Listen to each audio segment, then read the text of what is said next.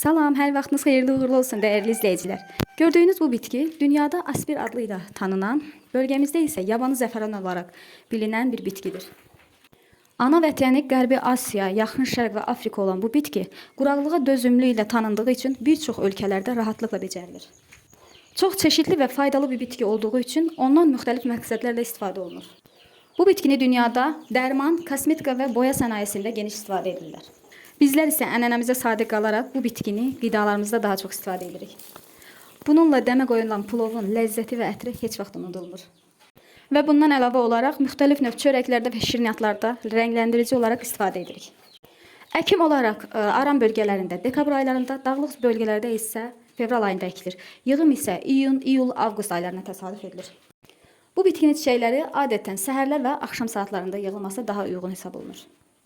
Çox məhsuldar bitki olduğu üçün hətta 2 və 3 dəfə belə məhsul vermə gücünə malikdir. Toplanan çiçəkləri isti və kölgə bir yerdə qurudaraq ağzı bağlı qaba yığıb bir neçə ilə qədər saxlaya bilərsiniz. Bu bitkini istər dəmlənmə, istərsə quru ovuntu halında da istifadə edə bilərsiniz.